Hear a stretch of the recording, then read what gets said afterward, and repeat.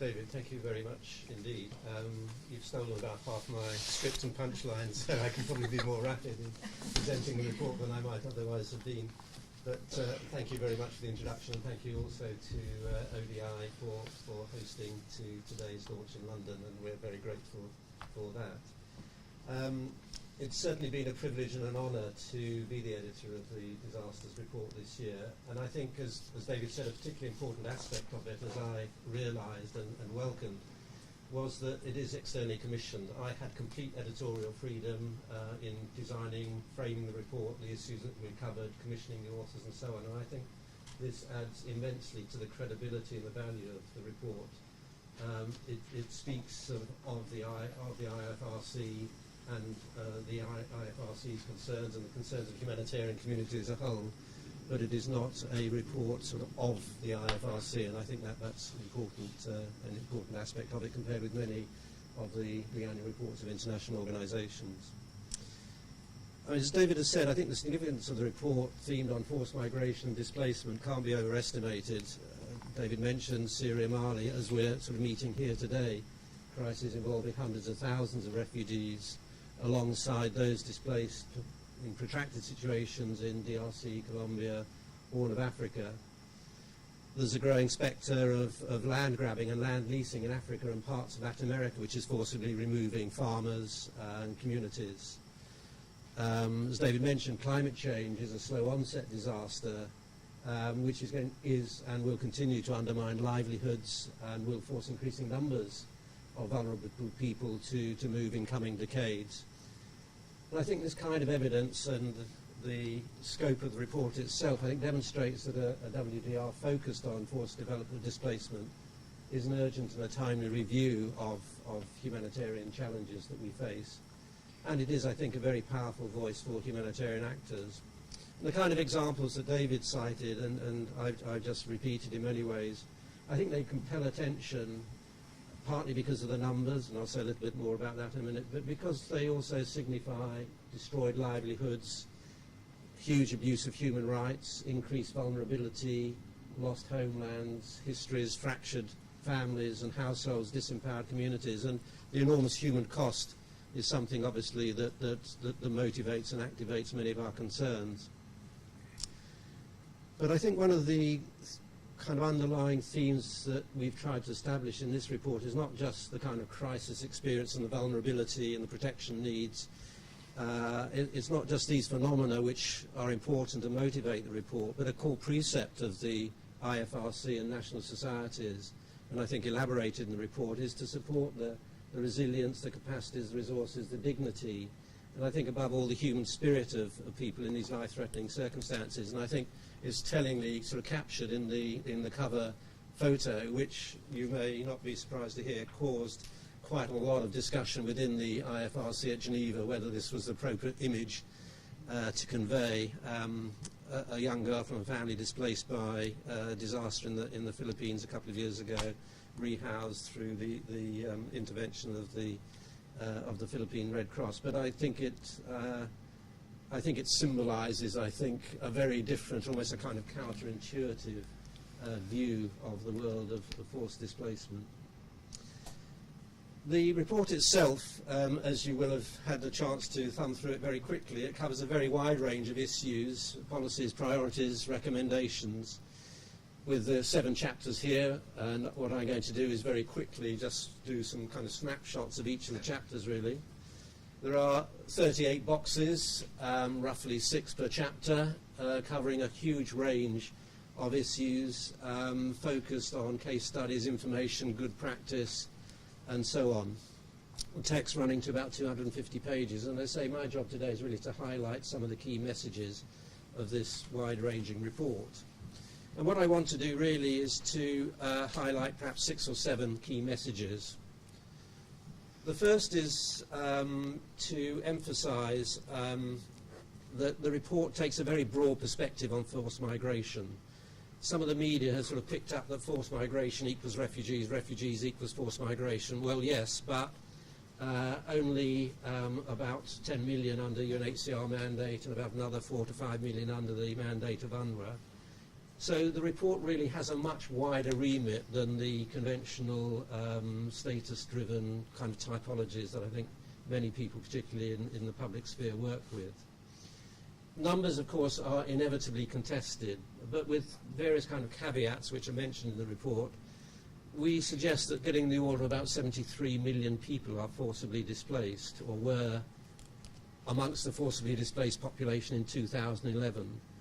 And as David said, more than 1 in 100 of the world's citizens. And as my colleague Eloisa sitting over there pointed out, another way of thinking about that is about the size of the population of Turkey, or perhaps more appropriately, the population of DRC. So it's a significant number in and of itself. And as this slide shows, a growing number of people are forced to migrate by a range of drivers: conflict, violence, political upheaval we're familiar with. And this accounts for the majority of the displaced, about 43 million.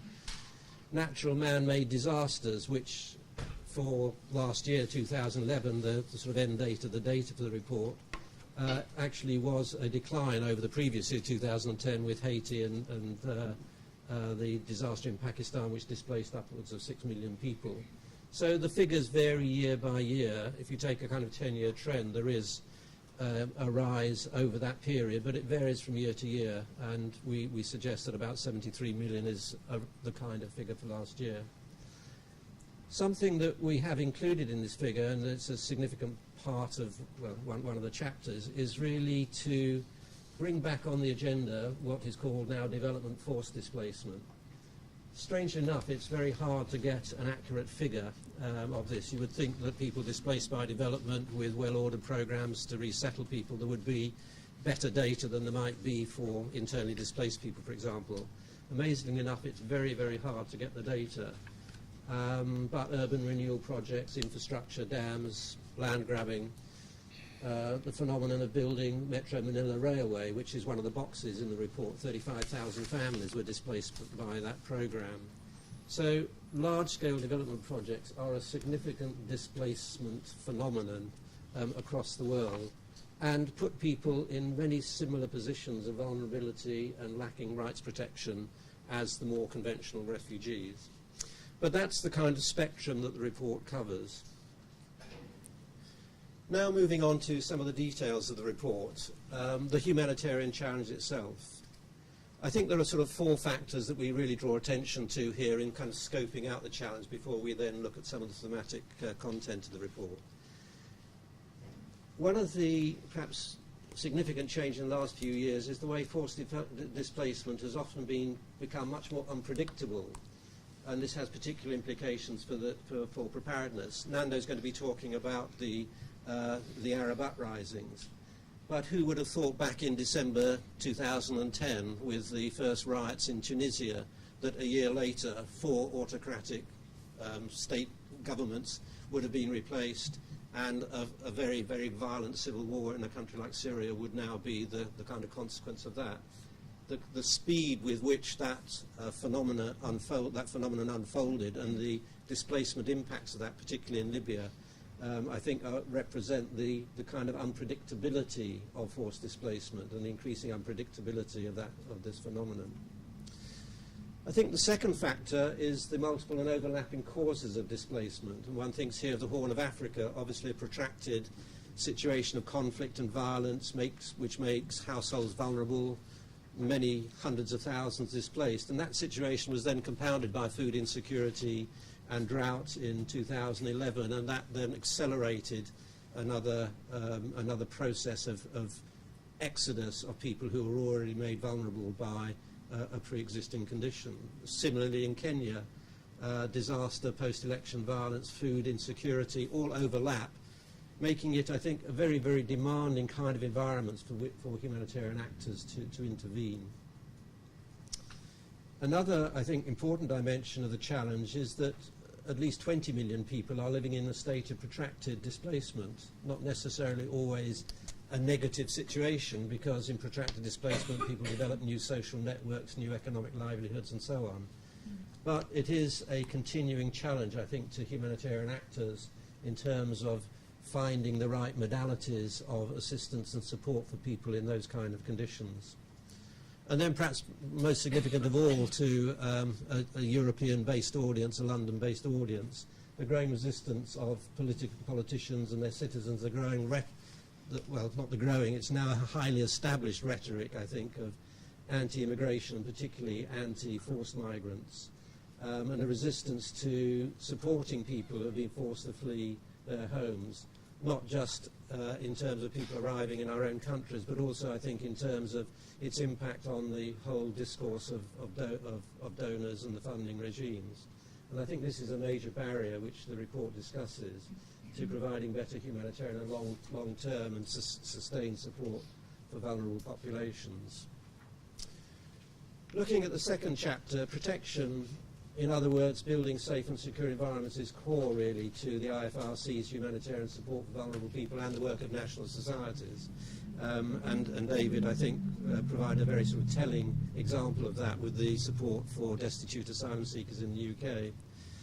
And what the report does, I think, is to highlight the way in which the increasing complexity and unpredictability of violence and conflict are making refugees and IDPs, and indeed those displaced by disasters, much more vulnerable. These conditions, I think, diminish the scope for protection. And what the report does is to stress absolutely crucially that livelihood support is crucial to reducing vulnerability. And livelihood support, again, is one of the kind of underlying themes that reappears in different chapters. And the report describes the kind of policies and tools to provide livelihood support. And it also stresses the importance of community-based protection and the ways in which humanitarian actors can support community resilience. One of the boxes, for example, talks about and discusses the IFRC approach in Haiti of providing community-based safe spaces after the earthquake there to support the protection needs of vulnerable communities. The third chapter, which I've called Health on the Move, it's a perhaps more familiar area. Forced displacement triggers major public health challenges, accentuating existing vulnerabilities, and the urbanisation of refugees and IDPs, for example, poses new challenges. I think we're very familiar with the kind of environment of health-based needs in refugee camps, but what the report, I think, does is to try and draw attention to the very diverse health needs of forced migrants, stressing the importance of enhancing professional standards alongside, I think, a major gap in a lot of policies in many countries, the need to mainstream refugee healthcare in the services of the host communities. The report notes that refugee camps, as we know and are very familiar with over the last 2 to 3 decades, that they constitute a particular risk for health, but it also stresses the need to ensure that urban environments where forced migrations increasingly live, and Sarah is going to be talking more about that, are not excluded from health systems and basic healthcare and medical services. The report focuses very much on strategic and operational priorities for reproductive, maternal and child healthcare, and also the increasing phenomenon of attending to issues of mental ill health and what one might call the kind of lifestyle and ageing diseases that many of us are familiar with in our environments, but are increasingly the experience of refugees and displaced communities in protracted exile who, like the rest of us, are living longer. The significant chapter is on what we call the urbanisation of forced displacement, and this has been written by Sarah and the team from HPG here. And the report highlights how over the last decade forced migration has in fact urbanised. The majority of those who are displaced by conflict, violence, both internally and refugees, now find their way to cities, towns, peri-urban areas. But it's not just that mobility as well. An increasing phenomenon which the report draws attention to is violence and displacement within cities. One can think of the post-election violence in Kenya, for example, with perhaps 500,000 people still displaced by that phenomenon, many of whom were urban residents and have forcibly, or in search of safety and security themselves, have relocated in cities. Alongside, obviously, in other parts of the world, particularly Latin American cities, drug cartels and gangs, which are responsible for quite significant intra-urban displacement. And these have dramatic implications for humanitarian actors. I won't go into the details because I'm sure Sarah is going to touch on those, but the key headlines from the report are issues of security and protection, as well as identifying the particular vulnerable groups, promoting economic activity, partnering with the very substantial capacity that exists in urban areas through municipal authorities and through private sector. Again, a very substantial contrast with the more sort of familiar situation in rural areas. And another point which isn't on the slide, and a big challenge, that many of the areas and the communities where the displaced people live are precisely the areas that already communities are in chronic conditions, environmental, health, very weak economic and livelihood support, environmentally precarious areas. So one of the big challenges is how you set alongside the humanitarian response with the long-term developmental response of communities that are living in protracted conditions of chronic environments. Something that I was very keen to put back on the agenda is development and forced displacement. There is a long sort of history of this in the displacement literature, in the kind of sort of refugee forced displacement literature, but it's actually quite dated. And I felt that it was a major issue which had gone off the agenda, and the report, I think, is an attempt to sort of re-establish this, impacting possibly as many as 50 million people a year, mostly poor, mostly vulnerable people who have little power to protect their own rights.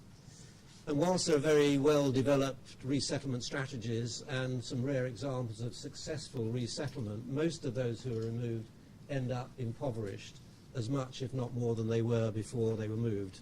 Their vulnerability is emphasised and accentuated. What the report does is to call for donors, and especially governments, who at the end of the day are the kind of responsible authority, if you will, to take much more active responsibility to safeguard the welfare and the livelihoods that are destroyed in the resettlement process, and to protect the rights of those who are resettled, to give those people voice, or to develop the machinery or support the machinery of advocating for the rights of those who are resettled, to ensure that resettlement is properly funded, and to ensure that resettlement does safeguard the rights of those who are moved. Another very important chapter, and I think possibly the most innovative of the report itself, is what I've called, well, the cost and impacts of forced displacement. Provocatively, who pays and who benefits. Forced migration, as we know, produces very significant economic impacts and costs for the displaced population, most evidently for the host communities, and of course for the humanitarian actors and donors. We've done quite a lot of work on the numbers here, and we suggest that something in the order of about $8.5 billion per annum is the humanitarian budget for refugees and IDPs, and that is just OEC DAC funding. It doesn't include funding that comes from host countries, and it doesn't include mainstream funding to NGOs that comes outside the DAC earmarking. So we could say that that is the minimal figure for 2010. But it's always the negative impacts and the economic and financial costs, the familiar refugee burden that we all know about, is always the focus of concern. But what the report calls for is a much greater effort to minimise these well-known negative impacts on public sector budgets, and to maximise the productive opportunities which refugees and IDPs can provide. And to this end, the report shows how a greater synergy between humanitarian and development actors can promote policies to capitalise on economic potential and better integrate refugees and IDPs, and indeed those who are displaced by disasters, into the local economy. What the report does is to promote ways of tackling livelihood support, particularly through cash and vouchers, and writing down risks. And in these ways, incomes can be sustained and greater financial independence achieved. What the report argues is that sustainable solutions occur when humanitarian interventions meet developmental agendas. And that's an important part of the humanitarian development actor sort of interface, is working with the private sector. Again, a very unfamiliar environment, one that raises anxieties, I think, among a lot of people in terms of the kind of social and welfare orientation that many of us have. But the report emphasises ways in which engagement with the private sector, for example, supporting micro-enterprise, encouraging small businesses, supporting local farmers, can all help local communities and entrepreneurs benefit from the increasing demand for food, for building materials, shelter and consumer goods, which refugees and IDPs stimulate. Finally, the last chapter looks at a number of challenges, as if the last 6 chapters were not challenge enough, but it focuses on some of the current and some of the future challenges. There are 4 elements here. One aspect looks at climate change and displacement, another looks at community-based development, another looks at the humanitarian reform process and some of the critical concerns about the Humanitarian Reform Review of 2005 and the revisions of that are taking place, the transition that is taking place. But one area that I want to highlight particularly, one of the 4 components, is unlocking protracted displacement. One of the most disturbing statistics, I think, on forced displacement is that almost 70% of refugees, about 7 million refugees under the HCR mandate, and more than 13 million IDPs live in protracted displacement with little prospect of resolution for the 2.5 million Iraqi refugees, huge numbers displaced in DRC, 3 million in Colombia, although perhaps a slight opening of opportunities there with the apparent accord between government and FARC. But solving protracted displacement is not impossible, but as the report says, it requires new thinking, innovative approaches, and above all, a new political will. We make some recommendations as to how this might be approached.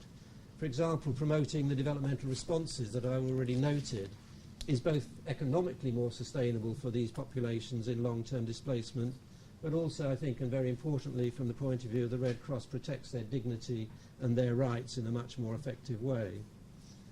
The report also proposes other strategies, such as ensuring that refugees have the right to work, which is not always the case in many countries, that there is freedom of movement and more liberal approaches to cross-border mobility, which we know takes place with Iraqi refugees, for example, and Somali refugees moving backwards and forwards across the border to check out conditions back home and to really see what the potential is for mobile livelihoods, if you will, and also incremental approaches to local integration.